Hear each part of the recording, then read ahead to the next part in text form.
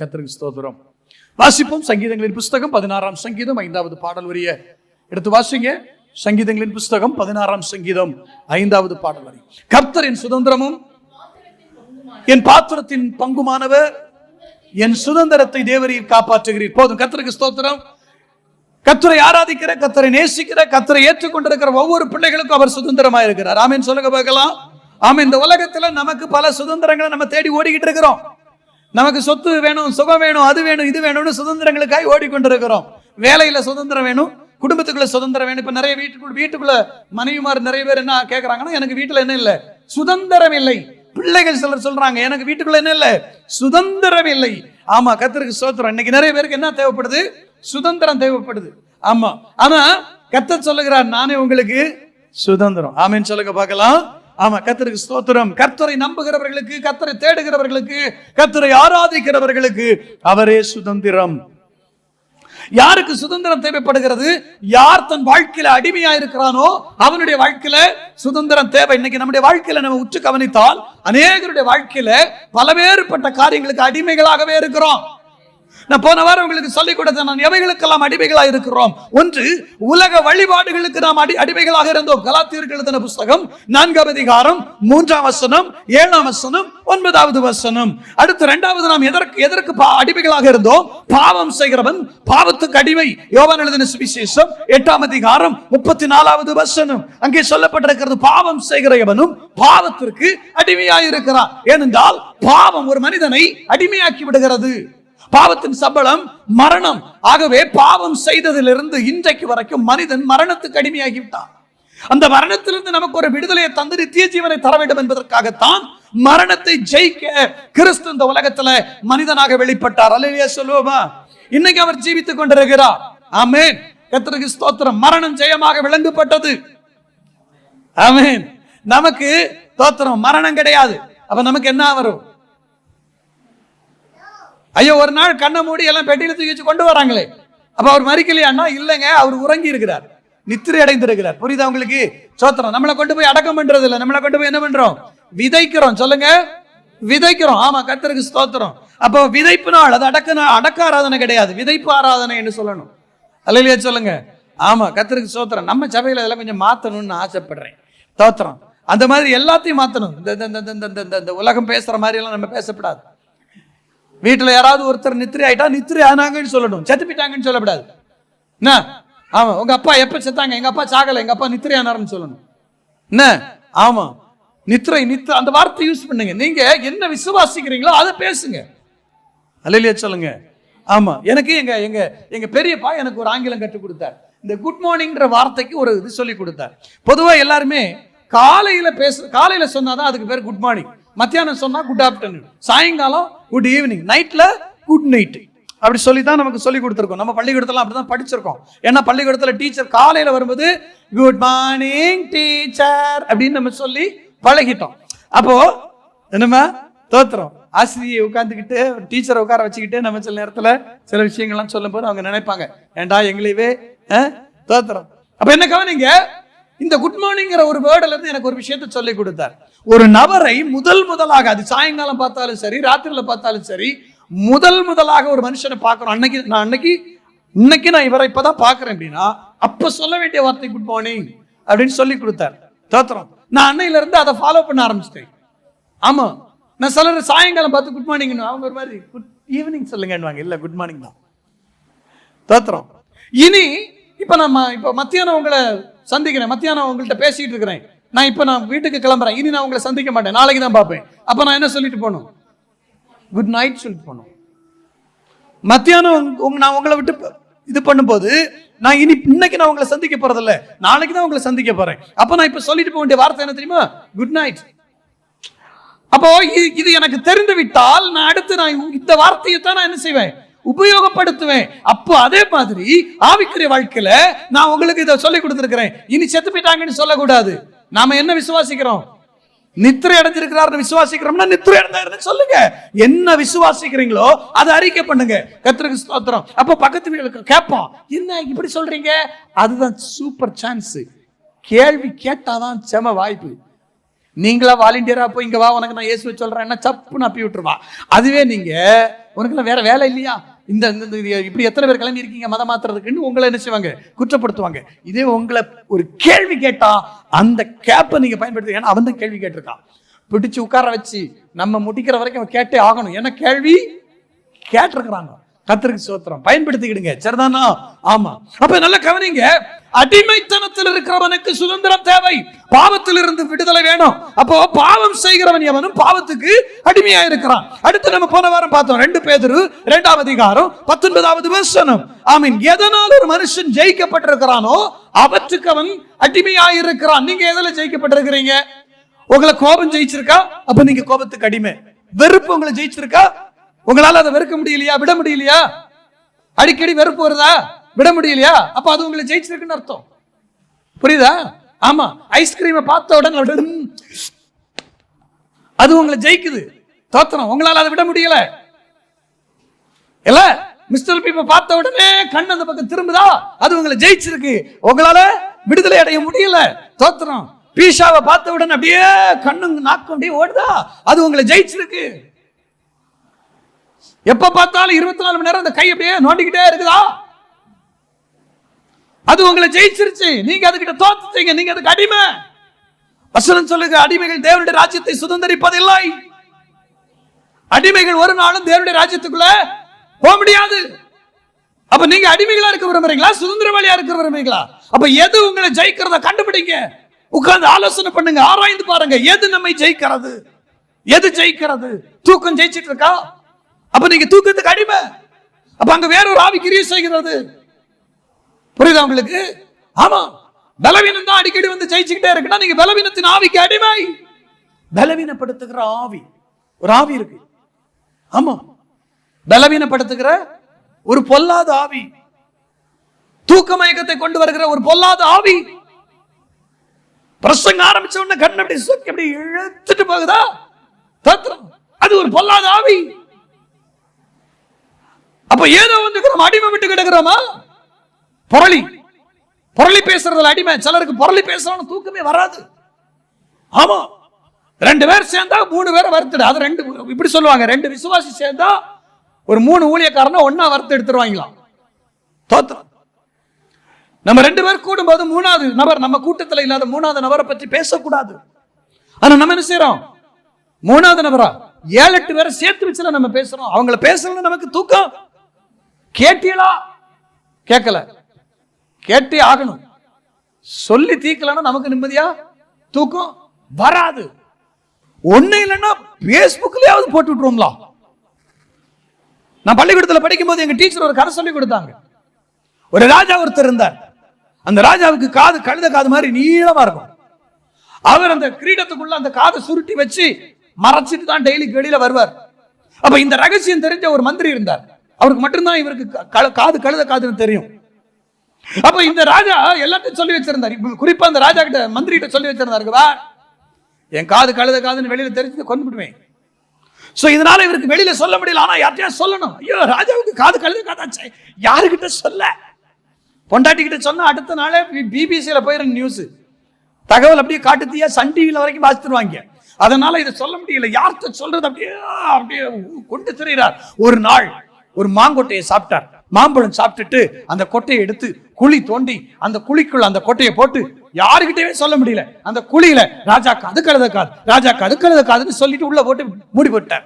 இப்போ அந்த மாங்கொட்டை முளைச்சு வளர்ந்து பழுத்து காய்க்குது. அப்படியே காய்ச்சி பழுத்து நிக்குது. அதை வந்து ஒரு கிளி சாப்பிட்டுட்டு நேர அரண்மனை வாசல்ல வந்து உட்கார்ந்துக்கிட்டு அந்த கிளி அந்த பழத்தை சாப்பிட்டுட்டு வந்து சொல்லுது, ராஜாக்கு அது கழுத காது, ராஜாக்கு அது கழுத காது.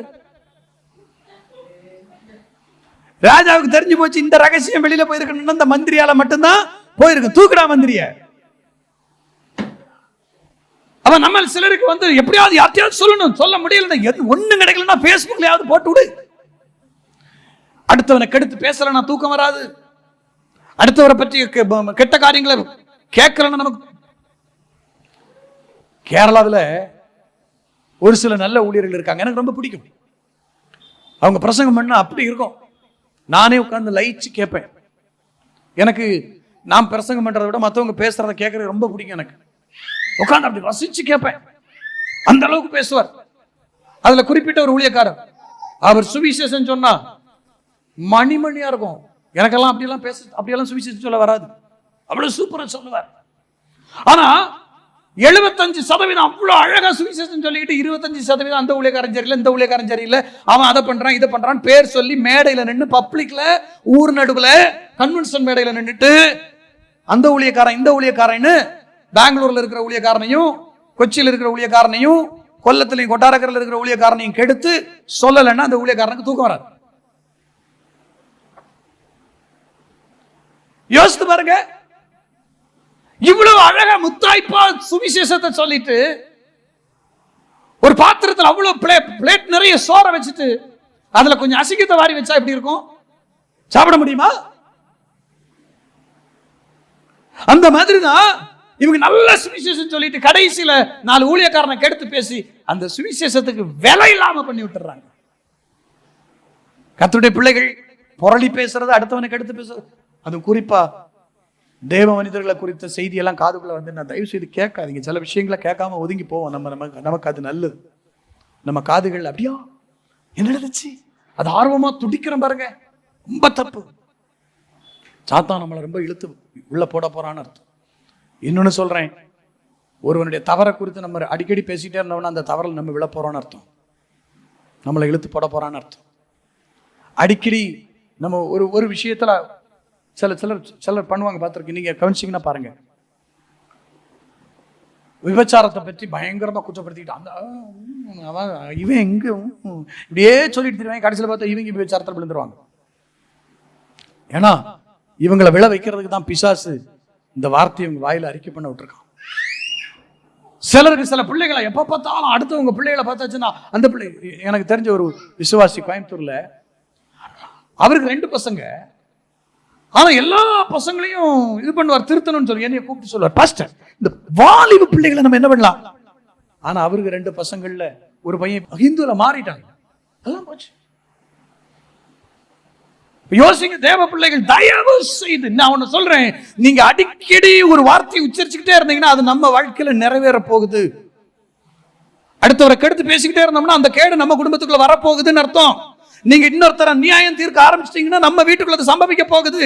பக்கத்து வீட்டு ஒரு பிள்ளை தப்பு பண்ணிருச்சு, அந்த தப்பை பெருசுப்படுத்தி நீங்க பேசிக்கிட்டே இருந்தீங்கன்னா நம்ம வீட்டுல பிள்ளை எங்கேயோ தப்பா போகுதுன்னு அர்த்தம். தயவு செய்து சாத்தானுக்கு இடம் கொடுத்துறாதீங்க.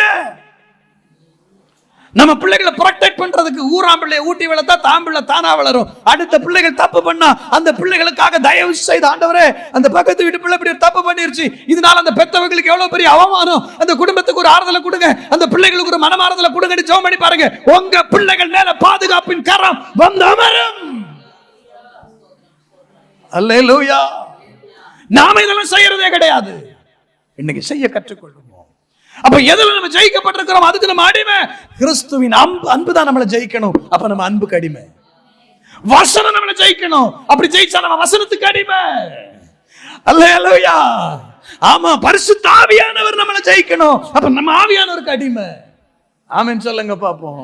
ஆமா, கிறிஸ்து நம்மளை ஜெயிக்கணுங்க, அப்படி உபதேசம் நம்மளை ஜெயிக்கணுங்க, அவருடைய வார்த்தை நம்மளை ஜெயிக்கணும், அவருடைய அன்பு நம்மளை ஜெயிக்கணும், அவருடைய மனதுருக்கம் நம்மளை ஜெயிக்கணும். நாம் அவைகளுக்கு அடிமையா இருக்கணும். ஆமென்.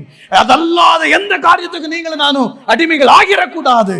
கர்த்தருக்கு ஸ்தோத்திரம். இன்னைக்கு நமக்கு ஒரு சுதந்திரத்தை கர்த்தர் வைத்திருக்கிறார், ஒரு விடுதலை நாளா இருக்கட்டும். ஆமென் சொல்லுங்க பாப்போம். கர்த்தருக்கு ஸ்தோத்திரம்.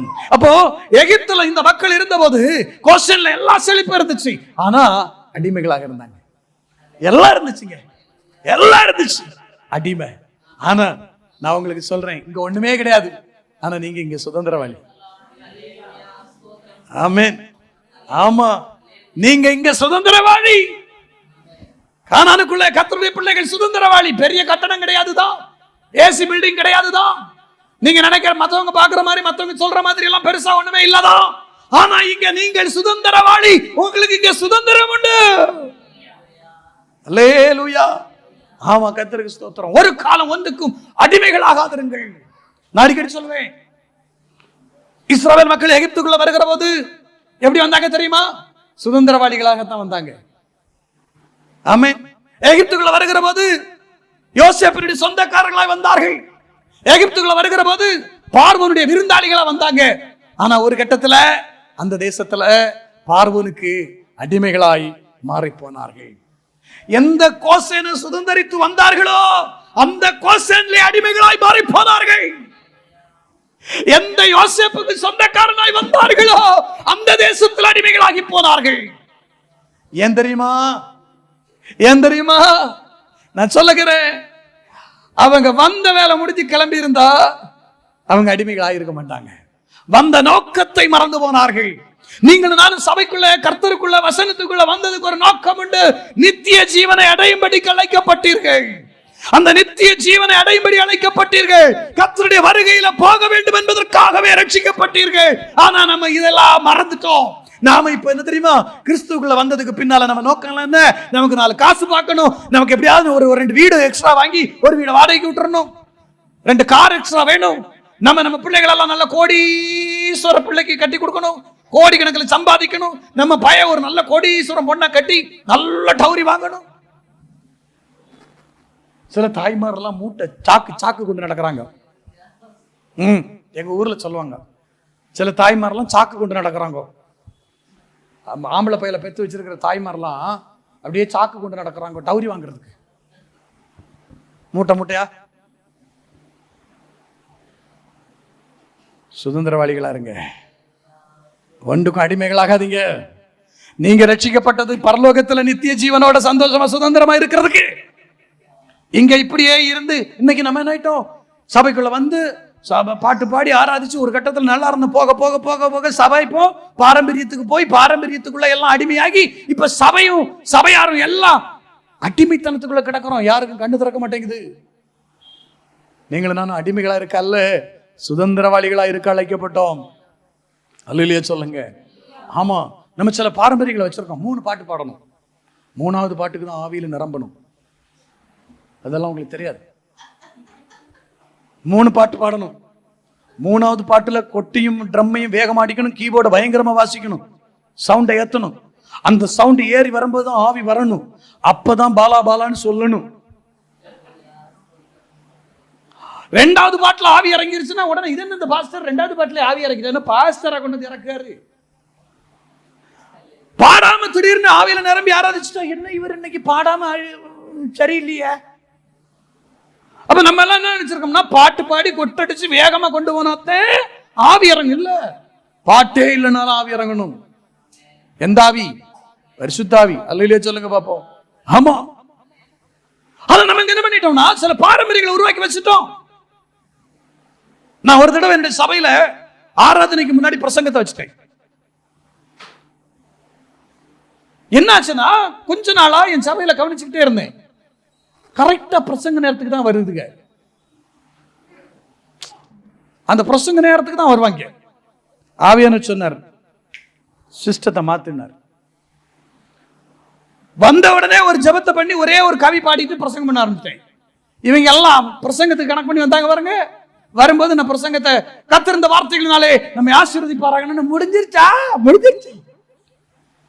அதுக்கப்புறம் உட்காந்து பாட்டு பாடி ஆராதிச்சு ஜெபம் பண்ணி முடிச்சிட்டேன்.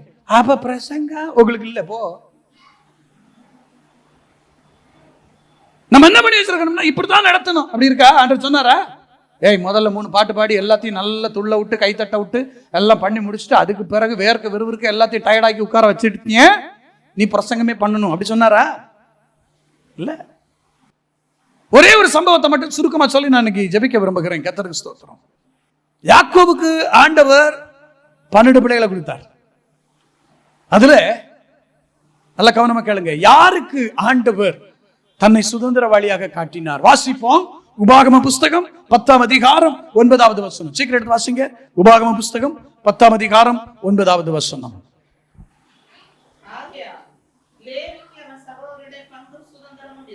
ஆகையால் லேவிக்கு அவன் சகோதரருடைய என்ன இல்லை, பங்கும் சுதந்திரமும் இல்லை.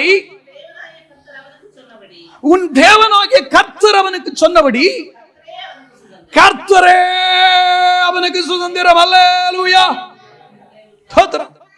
பாருங்க, லேவிக்கு இந்த உலகத்துல என்ன கிடையாது? பங்கு கிடையாது, பாகம் கிடையாது, சுதந்திரம் கிடையாது, ஒண்ணு கிடையாது. அவனுக்கு சுதந்திரம் எல்லாம் கர்த்தர் ஒருவரே. இந்த சம்பவத்தை நான் கொஞ்சம் கொஞ்சம் விவரித்து சொல்லி நான் ஜெபிக்க விரும்புகிறேன். லேவியை பார்த்து நான் உனக்கு சுதந்திரம்னு சொன்னதுக்கு பின்னால இருந்த காரணம், ஒரு நாள் யாக்கோபுக்கு வயசாகி மரண தருவாயில் இருக்கிறார். மரண படுக்கைக்கு நெருங்கிட்டார். மரணம் எப்ப வேணாலும் வரலாம். உடனே தகவல் அறிஞ்சு பிள்ளைகள்லாம் வந்துட்டாங்க.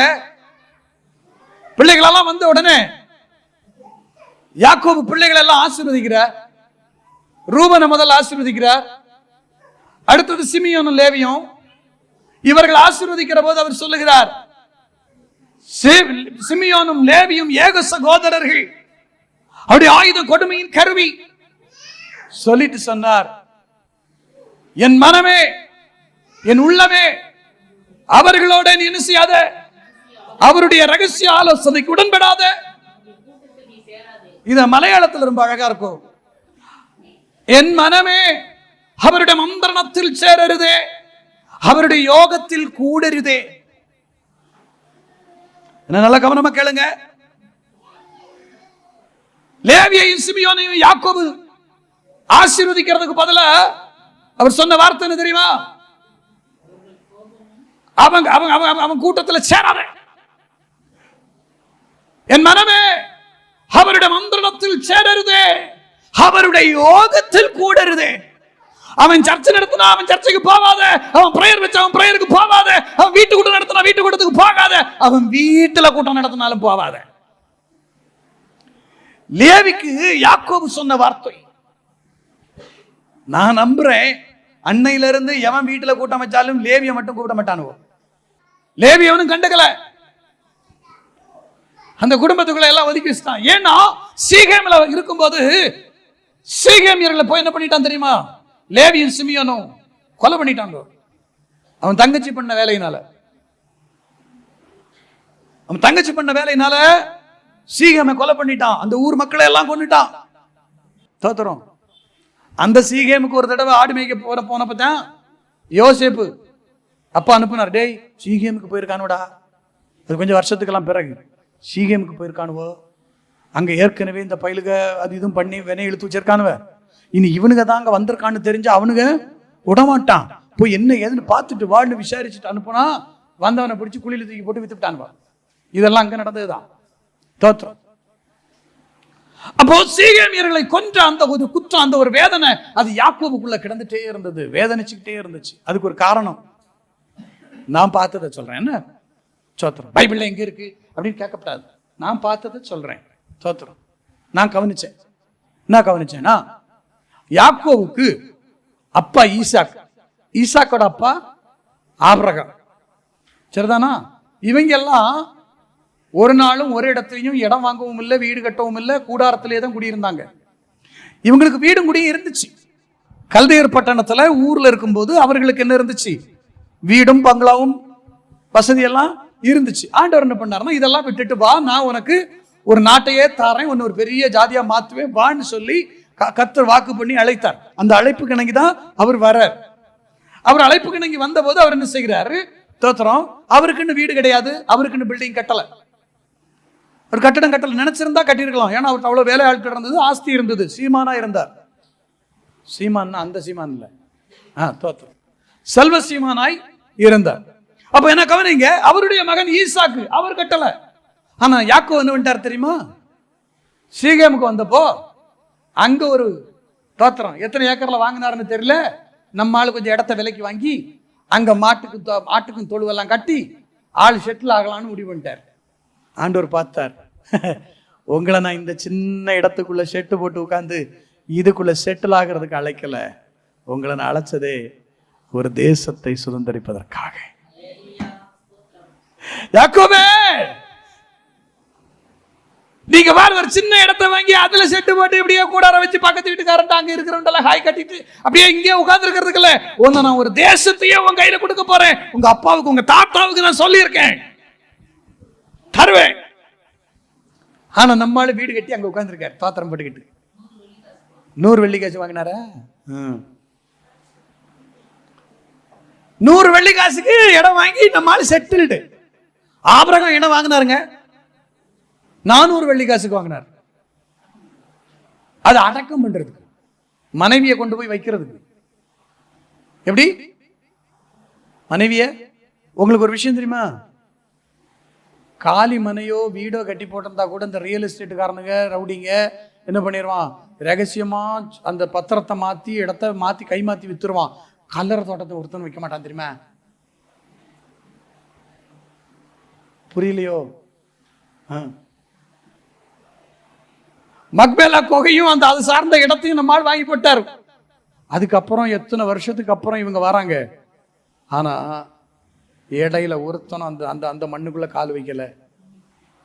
ஆமென் சொல்லுங்களேன். நான் பார்த்த பார்வை ஆபிரகாமை கொண்டு கர்த்தர் வாங்க வச்சார். ஏன் வாங்க வச்சாருன்னா, நாளைக்கு இந்த பிள்ளைகள்லாம் 430 வருஷம் கழிஞ்சு அங்க இருந்து வருவாங்க பாருங்க, அடிமைத்தனத்துல இருந்து வெளியில வரும்போது, இந்த ஊருக்கு வரும்போது, இந்த ஊருக்கு ஏன் வந்த அப்படின்னு கேட்ட, இந்த ஊர்ல உனக்கு இங்க என்ன இருக்கு, எதுக்கு இந்த ஊருக்கு வந்த, வெளியே ஓடு அப்படின்னு எவனும் துரத்திடப்படாதுல்ல. அதுக்கு ஒரு புட்டிமானம், எங்க தாத்தா கல்லறை இங்கதான் இருக்கு, எங்க பாட்டி கல்லறை இங்கதான் இருக்கு, எங்க குடும்பமே இங்கதான் கிடக்கு, நான் வரப்படாது நீ எப்படா சொல்லுவேன் அப்படின்னு எவனு அங்க சொல்ல முடியாதுல்ல. ஆண்டவர் அழகா பிளானா ஆபிரகாமுக்கு ஒரு புத்தியை கொடுத்து இடம் வாங்க வச்சார். போகட்டும். ஆனா யாக்கோபு குடியிருப்பதற்காக இடத்தை வாங்கின ஆண்டவர் பார்த்தார், நீ இந்த 10 சென்ட்டுக்குள்ள நிக்கிறதுக்குல்ல, ஒன்னு நான் மொத்தமா ஒரு தேசத்தையும் உன் கையில கொடுக்க போறேன், கிளம்பு கிளம்பு கிளப்பி விட்டார். அதுக்காக இவங்க 2 பேரையும் பயன்படுத்தினார்னு வச்சுக்கிடுங்களேன். ஆனா இப்போ யாக்கோபுக்கு அது ஒரு வேதனை. அவர் சொல்றாரு, இவனுங்க கருவி ஆயுதம், அது கொடுமையின் கருவி, இவனுங்க அந்த சீகேமின் பிள்ளைகள் எல்லாம் கொலை பண்ணிட்டு வந்துட்டானுங்க, புருஷர்கள் எல்லாம் கொலை பண்ணிட்டு வந்துட்டானுங்க. அதனால என் மனமே இவனுங்களோட என்ன செய்யாத, கூடாத கூடாத கூடாத கூடாத, இவனுக்கு கூடனா இவன் கூட கூடாத, இவன் சேர்ந்தா இவன் கூட சேராத, அவன் ஒரு வீட்டு கூட்டம் விவேக் நகர்ல நடத்தினா அவன் கூட கூடாத,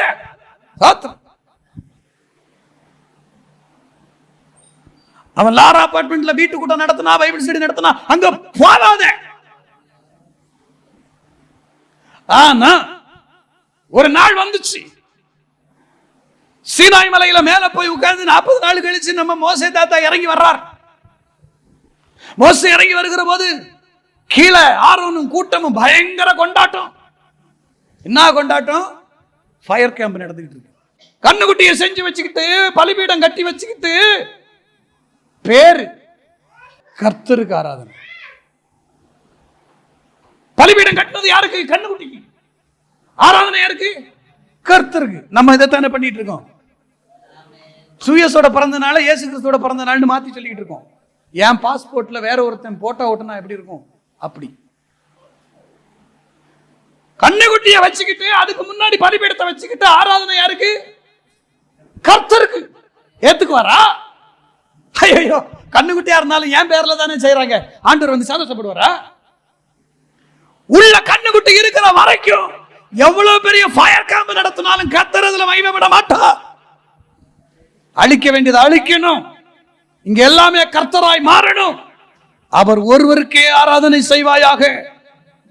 அல்லேலூயா சொல்லுங்க பாப்போம்.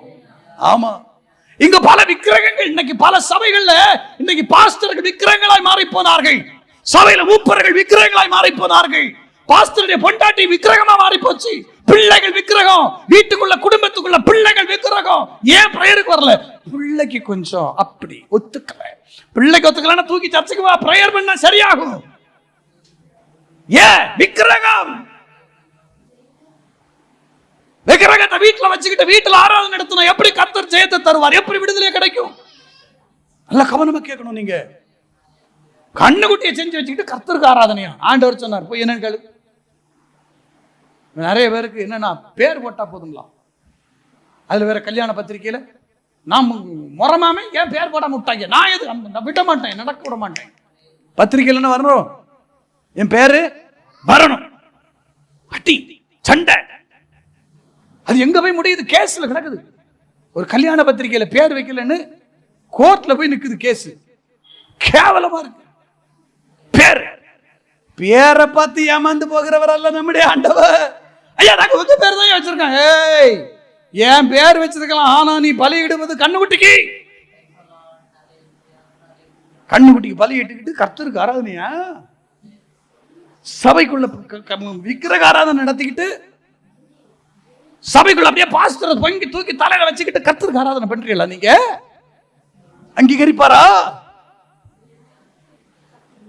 செய்திடாதீங்க. ஊழியக்காரனை ஒரு நாள் விக்கிரகம் ஆக்கிடாதீங்க. நாங்க எங்க கடமையை தான் செய்யறோம். அற்பமான மனுஷங்க நாங்க. தோத்துறோம். அல்லேலூயா. வந்து இறங்கி நின்று பார்த்தா எல்லாம் நிர்வாணமா கிடக்குது. காட்சி பார்க்க முடியல. என்னப்பா பண்ணி வச்சிருக்க? இந்த இவங்க தான் ஏதாவது பண்ண போறியா இல்லையான்னு மிரட்டுறாங்க. வேற வழி இல்லை, என்ன பண்ணணும், ஏதோ ஒன்று பண்ணி வைப்போம்னு பண்ணி வச்சுட்டேன். அழகா தப்பிச்சுட்டாரே ஆரோனுக்கு பயங்கர மண்டை. தப்புன்னு தப்பிச்சிட்டார். இப்போ மோசே ஒரு கேள்வி கேட்டார். கர்த்தருடைய பட்சத்தில் நிற்பவன் யார்? கர்த்தருடைய பட்சத்தில் நிற்பவன் யார்? நீங்க யார் பட்சத்தில் நிற்க போறீங்க? இன்னைக்கு ஒரு கேள்வி. கர்த்தருடைய பட்சத்தில் நிற்பவன் யார்? அவன் பட்சமா இவன் பட்சம்? இன்னைக்கு பட்சவாதம் சபைக்குள்ள பட்சம் நிற்கிறோம். கொரிந்தியருக்கு பவுல் குறிப்பிடுவது சொல்லுகிறார், கிறிஸ்து பிரிஞ்சு கிடக்கிறாரா? நான் பவுலை சேர்ந்தவன், நான் கேவாவை சேர்ந்தவன், நான் அவனை சேர்ந்தவன், நான் இவனை சேர்ந்தவன், நாங்க அந்த குரூப், நாங்க இந்த ஃபெல்லோஷிப், நாங்க இந்த ஃபெல்லோஷிப்பை சேர்ந்தவங்க, நாங்க அந்த குரூப்பை சேர்ந்தவங்க, நாங்க இவங்க அந்த பாஸ்டருடைய ஆட்கள், நாங்க அவருடைய ஆட்கள். கிறிஸ்து பிரிஞ்சு கிடக்கிறாரா? பவுல் கேட்கிறார். சபைக்குள்ள வேறுபாடும், சபைக்குள்ள பட்சம் பேதம் இருக்கலாமா? இந்த சபைக்குள்ள இருக்கக்கூடாது. நான் அவங்க ஆளு, நான் பாஸ்டருக்கு ஆளு, நான் பாஸ்டருடைய மனைவிக்கு ஆளு. நீங்க கிறிஸ்துவோட ஆளா இருந்தா மட்டும் சபைக்கு வாங்க. அல்லேலூயா. எங்க கிறிஸ்து மட்டும்தான் நமக்கு எல்லாம். நம்மளை நடத்துறது ஆவியானவரா இருக்கணும். நமக்கு பிதா அவர் ஒருத்தர் தான். ஆமென் சொல்லுங்க பாப்போம். ஸ்தோத்திரம். அந்த கட்டுப்பாடோட இருங்க. ஒரு நாள் மாறிடாதீங்க. இன்னைக்கு இருக்கிற இந்த நிலைமையில கடைசி வரைக்கும் இருங்க. வருக மட்டும் இருங்க. ஆமென் சொல்லுங்க பாப்போம். கர்த்தருக்கு ஸ்தோத்திரம், கர்த்தருக்கு ஸ்தோத்திரம், கர்த்தருக்கு ஸ்தோத்திரம். கர்த்தருடைய பட்சத்துல நிக்கிறது யாரு? லேவி பார்த்தான். இந்த பயிலுக்கு நல்ல காலத்திலே இவனு ஒருத்தன் நம்மளா கூட்டத்துல சேர்க்க மாட்டான். என்ன? ஆமா, இவனு வீட்டுல கூட்டம் நடத்தினாலும் கூப்பிட மாட்டான். வீட்டுல கல்யாணம் வச்சாலும் நம்மளை கூப்பிட மாட்டான். நம்மளை ஒதுக்கியே வச்சிருக்கானுவோ. சரி வேண்டாம், இது ஒரு நல்ல வாய்ப்பு, கத்தர் கூடயாவது போய் நிற்போம். எல்லாம் வந்து கத்தர்கிட்ட நின்ட்டான். நாங்க வாரம்யா. லேவி குடும்பம் மொத்தமும் எங்க வந்துருச்சு? கத்தருடைய பட்சத்துல. ஆண்டவர் சொன்னார், இறங்கி வெட்டுக்கடா. வெட்டுனா எல்லாம் இங்க வந்தாச்சு. இப்ப பாருங்க, ஆண்டவர் சொல்றாரு, ஏய் என் பட்சத்துல நிக்கிற ஒரு கேள்வி வந்தப்போ நம்ம சூழ்நிலைகள் தாங்க நம்ம யாருன்னு தெரியும். சில நேரங்களில் கத்தர் சில இடத்துல சில வாய்ப்பை கொண்டதை நிறுத்திக்கிட்டு, நீ இப்ப யார் பட்சம்? அந்த நேரத்துல நான் கர்த்தர் பட்சம் நிக்கிறேன்னு சொன்ன அத்தனை பேருக்கும் ஆண்டவர் சொல்லுகிறார், நானே உன் சுதந்திரம். மனுஷ பட்சம் நின்னவனுக்கெல்லாம் மண்ணிலேயே அடையாளம் கொடுத்துரு, மண்ணிலேயே சொத்தை கொடுத்துரு, மண்ணிலேயே ஆசீர்வாதத்தை கொடுத்துரு. ஆனா என் பட்சம் நின்னவனுக்கு நானே சுதந்திரம். அல்லேலூயா சொல்லுங்க பாப்போம். ஆமா, கர்த்தருக்கு ஸ்தோத்திரம். அதுலயும் குறிப்பா லேவிக்கு 3 பசங்க, மெராரி, கோகாத்து, கெர்சோன். அதுல கோகாத்தோட பசங்க தான் இந்த மோசேயும் ஆரோனும். கோகாத்தோட மகன் வந்து அம்ராமு, அப்புறம் இத்சையாரு, ஊசியாலு, எப்ரோன்னு 4 பசங்க. அதுல அம்ராமோட பசங்க தான் இந்த மோசே, ஆரோனு, மிரியாம். தோத்திரம். இதுல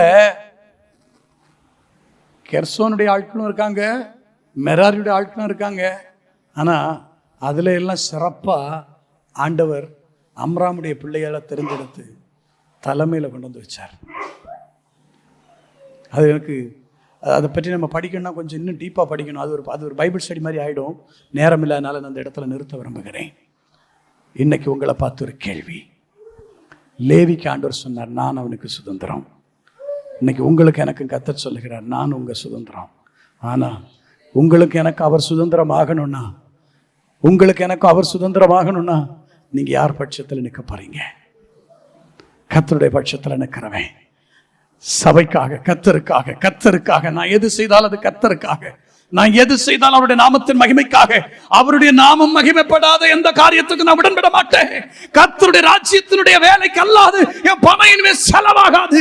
கர்த்தருடைய ராஜ்யத்திற்காக அல்லாம நான் இனிமே என்னுடைய நேரத்தை செலவிட மாட்டேன், என் பணத்தை செலவிட மாட்டேன். என்னுடைய எந்த காரியத்தையும் கர்த்தருடைய ராஜ்யத்துக்கு அல்லாது, கர்த்தருக்கு அல்லாது நான் செலவிட மாட்டேன். ஒரு முடிவுக்கு வாங்க, முடிவுக்கு வாங்க. கர்த்தருடைய பட்சத்தில் கர்த்தருடைய பட்சத்தில் நான் நிற்க விரும்புகிறேன். அப்படியே எழும்பி நில்லுங்க. கர்த்தருடைய பட்சத்தில் நிற்க விரும்புகிறவர்கள் மட்டும் அப்படியே எழும்பி நில்லுங்க பார்க்கலாம். ஆமென். அவர் சொல்லுகிறார், நானே உன்னுடைய சுதந்திரம், நானே உன்னுடைய சுதந்திரம். ஆமென். இந்த உலகத்துல உனக்கு சொத்து இல்லாம போகலாம், ஆஸ்தி இல்லாம போகலாம், சொந்த பந்தம் இல்லாம போகலாம், உறவே உன்னை தள்ளி வச்சிருக்கலாம், ஊரே தள்ளி வச்சிருக்கலாம், யார் உன்னை வெறுத்திருக்கலாம். ஆனா நான் உன்னை வெறுக்கல, நான் உன்னை ஒதுக்கல. நான் உன்னுடைய சுதந்திரம், நான் உன்னுடைய சுதந்திரம். ஆமென். உன் சுதந்திர வீதத்துல நீ எப்ப வேணாலும் தேவையானதை எடுத்துக்கொள்ளலாம், அனுபவிக்கலாம்.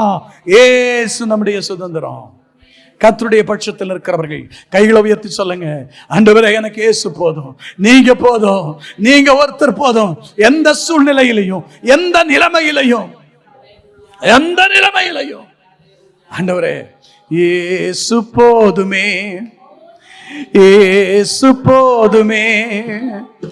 எந்த நாளிலுமே, என் நிலையிலுமே, எந்த வாழ்வினிலே இயேசு போதுமே.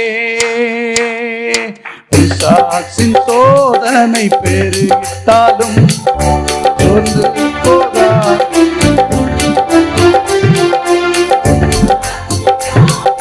பெருகிட்டாலும் சோர்ந்து போகாமல் சொல்லவே. உலகமும் மாமிசமும் மயங்கிட்டாலும் அவன் மயங்கிடாமல் முன்னேறவே. உலகமும் ஆமென் மயங்கிடாமல் முன்னேறவே. இயேசு போதுமே, போதுமே, இயேசு போதுமே, போதுமே. நாளிலுமே, நிலையிலுமே, வாழ்வினிலே இயேசு போதுமே. உள்ளுள்ள இடங்களில் நிறுத்திடுவார், தண்ணீரனை நடத்திடுவார். ஆமென். உள்ளுள்ள இடங்களில் நிறுத்திடுவார், மறந்த ஓ ஆத்துமாவை தினம் ஏற்றிடுவார். கைகளை தட்டி உற்சாகமாய்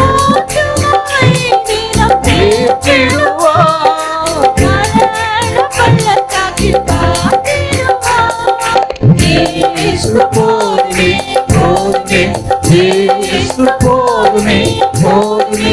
எந்த நாளிலுமே, என் நிலையிலுமே, எந்த வாழ்வினிலே இயேசு போதுமே.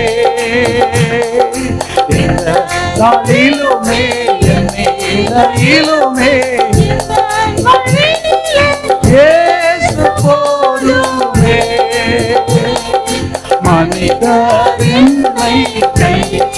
உறவுகள் கைவிட்டாலும், குடும்பம் தள்ளிவிட்டாலும், தாய் தகப்பன் கைவிட்டாலும், எல்லாரும் தள்ளிவிட்டாலும், ஆமென், நீ இயேசுவை ஏத்துக்கிட்ட இனிமே வீட்டுக்குள்ள வராதுன்னு உறவுகளே சொன்னாலும், ஆமென், யார் சொன்னாலும் இயேசு மாத்திரம் போதும்.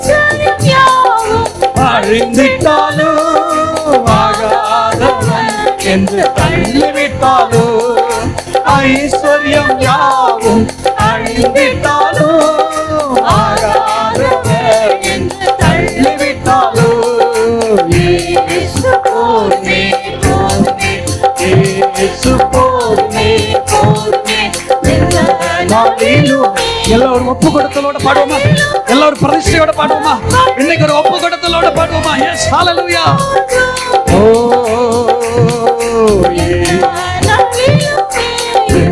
நிலையிலுமே, இந்த வாழ்வினிலே இயேசு போதுமே. எல்லாம் அப்படி ஆண்டவர் சமூகத்துல எல்லா கைகளை உயர்த்தி, ஆமென், நான் கர்த்தர் பட்சத்தில் இருக்க விரும்புகிறேன், மனுஷர் பட்சத்தில் அல்ல, ஜாதிகளின் பட்சத்தில் அல்ல, குடும்ப பட்சத்தில் அல்ல, பணம் படைத்தவர்கள் பட்சத்தில் அல்ல, ஆமென், அழகு படைத்தவர்கள், பதவி படைத்தவர்கள் பட்சத்தில் அல்ல, நான் கர்த்தருடைய பட்சத்தில் நிற்க விரும்புகிறேன். நான் கிறிஸ்துவின் பட்சமாய் சேர விரும்புகிறேன். என்னை ஒப்பு கொடுக்கிறேன். எல்லா ஆண்டவரும் சொல்லுங்க, நான் என்ன ஒப்பு கொடுக்கிறேன். ஆமென். இன்னையிலிருந்து நான் கிறிஸ்துவின் பட்சமாய் நிற்பேன். கர்த்தருடைய பட்சத்தில், கர்த்தருடைய பட்சத்தில். என் வாழ்க்கை அவருக்கு கொடுக்கிறேன், என் வருமானத்தை அவருக்கு கொடுக்கிறேன், என்ன அவருக்கு கொடுக்கிறேன், என் தலைமுறை அவருக்கு கொடுக்கிறேன். இனி நான் கர்த்தருக்காக, நான் வாழ்வது கர்த்தருக்காக, நான் புசிப்பது கர்த்தருக்காக, நான் புசிப்பதும் குடிப்பதும் கர்த்தருக்காக, நான் எழுந்திருப்பதும் நிற்பதும் கர்த்தருக்காக, இனி நான் வாழ்வது கர்த்தருக்காக. அல்லேலூயா, அல்லேலூயா, அல்லேலூயா. ஆமென். எல்லாரும் அப்படியே ஜெப நிலையில ஆமென்.